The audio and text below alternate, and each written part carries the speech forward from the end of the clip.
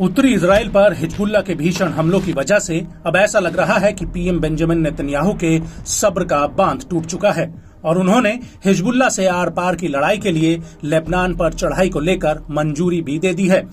वहीं हिजबुल्लाह ने भी दो टूक कह दिया है कि अगर इजरायली फौज लेबनान में घुसी तो वो दोबारा वापस नहीं लौट पाएगी। हालांकि इस सब के बीच इजरायल और हिजबुल्लाह के युद्ध की वजह से बड़ी तबाही आ सकती है, इस बात में कोई दो राय नहीं है। लेकिन इजरायल पर इसका कितना असर पड़ेगा ये अपने आप में सबसे बड़ा सवाल है, क्योंकि अब इजरायल की पावर कंपनियां खुले तौर पर ये कह रही हैं कि हिजबुल्लाह के साथ अगर इजरायल जंग में जाता है तो उसके पावर ग्रिड इस बोझ को सहने के लिए तैयार नहीं है और अगर इजरायल में 72 घंटे बत्ती गुल रहती है तो इजरायल रहने लायक नहीं बचेगा। दरअसल ये बात इजरायल की बिजली कंपनी नोगा के सीईओ शाउल गोल्डस्टाइन ने कही है।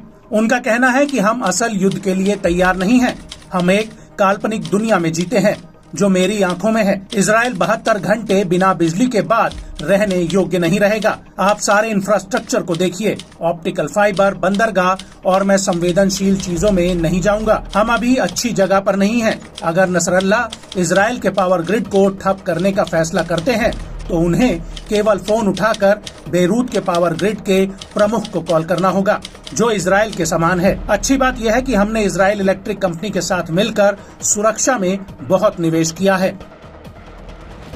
हालांकि शॉल के इस बयान पर इजरायल में जबरदस्त बवाल मचा है। इजरायल की इजरायल इलेक्ट्रिक कंपनी ने शाउल के बयान की जमकर आलोचना की है। कंपनी का कहना है कि सीईओ ने जो टिप्पणी की है वो बहुत ही गैर जिम्मेदाराना और हकीकत से परे और डर पैदा करने वाली है। हालांकि नोगा कंपनी ने आधिकारिक रूप से सीईओ शॉल के बयान से खुद को अलग कर लिया है। नोगा कंपनी ने कहा कि वो आपात स्थितियों के लिए इजरायल के बिजली क्षेत्र की तैयारी के संबंध में कंपनी के पेशेवर आकलन का प्रतिनिधित्व नहीं करते हैं।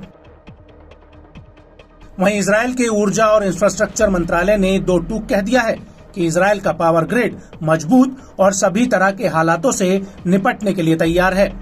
आपको बता दें कि हिजबुल्लाह प्रमुख हसन नसरल्लाह ने चेतावनी देते हुए कहा था कि युद्ध के हालातों में गैलीली पर आक्रमण अभी भी विचाराधीन है।